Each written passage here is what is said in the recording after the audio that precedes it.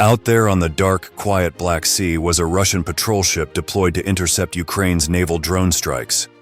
A Russian drone operator catches a heat spike on his thermal camera. There's something out there. His finger moves toward the zoom button. Then it vanishes. He shrugs it off. Maybe it's just a glitch, but he just let through the thing that's about to end everything.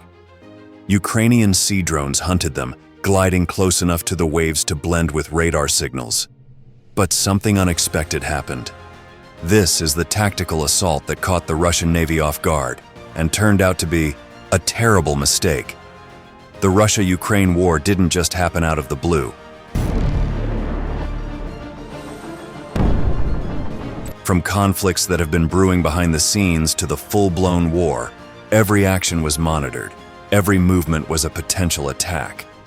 On one particular night on the Black Sea at exactly 2:23 a.m., one of the craziest and strategic drone attacks of the war was in action. The waters were unusually calm, except for the gentle hum of a distant engine. A Russian patrol ship, Raptor 235, was cruising on a routine sweep 15 miles off of Novorossiysk. Its crew members were exhausted but on the ready, sipping strong coffee. It was a long night, and they have been at this for almost 6 weeks with the ship R-381T arrays on standby, doing the same routine, eyes glued on radar screens, ready to catch any movement. The same usual long shift. The Raptor crew didn't know their 6 weeks of intelligence gathering was about to be erased. Miles away, Ukrainian drone operators set up inside an abandoned warehouse, screens glowing, tracking the spy ship. The Ukrainian team had intel on a critical system aboard the patrol ship, a floating data hub, and their objective was simple: neutralize it, and Russia's Black Sea surveillance would go dark for weeks.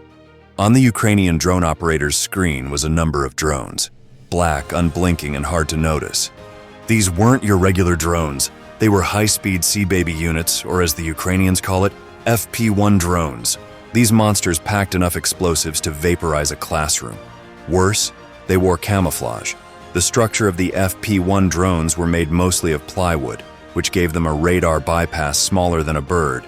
Any radar will give them off as waves or even seagulls.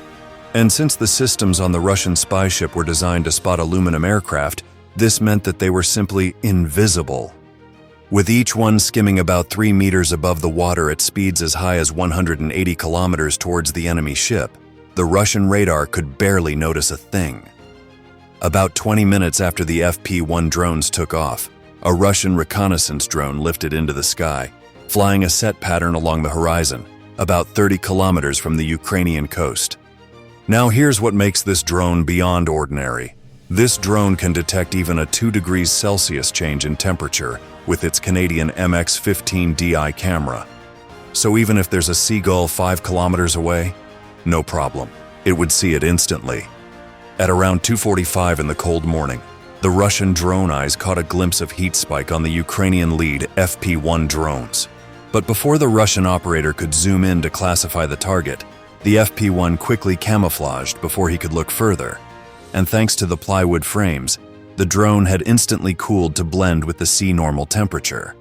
To the MX-15DI camera, it looked like a harmless glitch. The Russian operator brushed it off and continued his patrol, unaware he'd just let the enemy into attack range. His heartbeat steadied. That oversight would cost him everything. The 3 Sea Baby drones moved in tight formation, each about the size of a jet ski, cutting through the water at 50 knots. They could have been fishing boats leaving faint trails. Inside the warehouse, the Ukrainian operators reported back to base. Target in range, no lights, keep speed.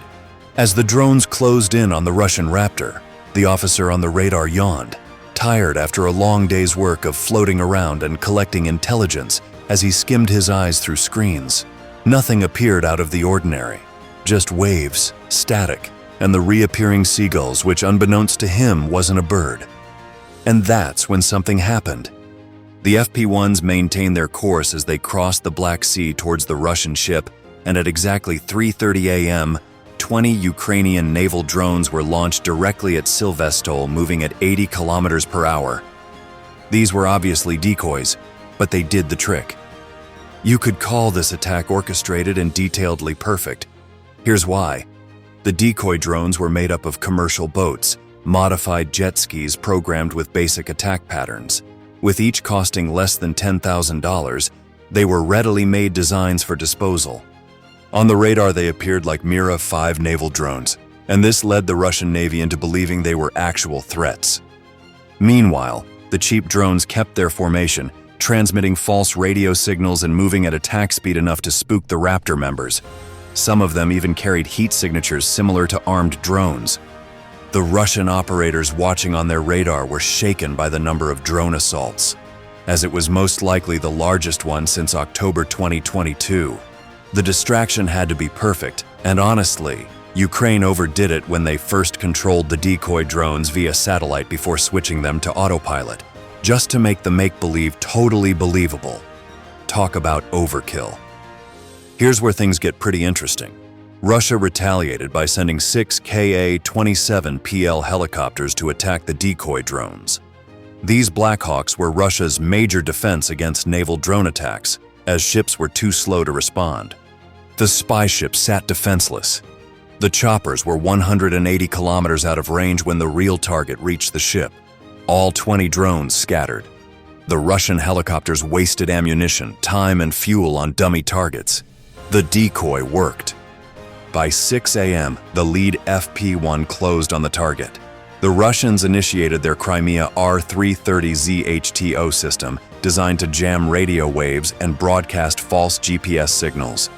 The lead FP-1 went off course for a moment, but its old cameras spotted the Russian ZHTO jammers from 5 kilometers out and reset the programmed coordinates.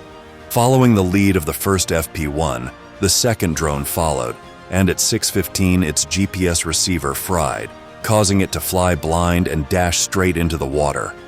However, this wasn't caused by the Russian jamming system, but basically a configuration error. That's one drone down. By 7 a.m., the third Ukrainian FP-1 drone was flying on compass, heading alone to combat the Russian jammers.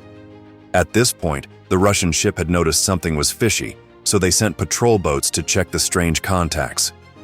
The crew manning the machine gun loaded a fresh 200-round belt, checked the sights, and braced for action. The loader stood ready with 2 more belts, his body braced against the mount.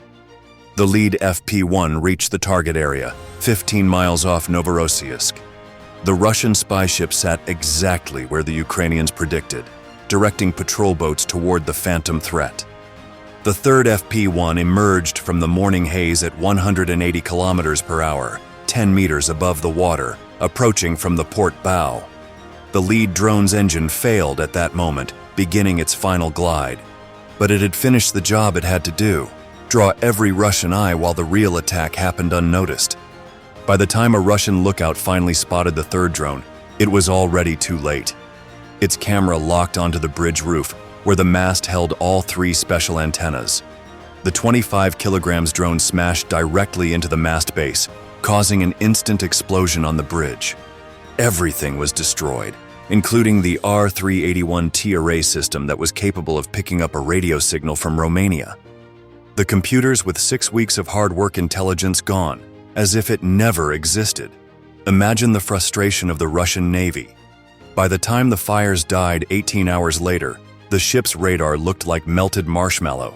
Everything burnt down, dozens of recorded missile launches, all gone. In the blink of an eye, a ship that had watched, tracked, and predicted enemy movements for weeks was caught off guard, blinded, and destroyed simply by strategy and tactics. Ukraine didn't need to have big weapons or huge sophisticated ships, and although it's sure that Russia wouldn't stay quiet after this attack, for now, we can give Ukraine a thumbs up for a well-coordinated attack. The question now is, would Ukraine go untouched by this daring act? Or does this attack simply show Russia as overprepared and overconfident? Drop your opinion in the comments below.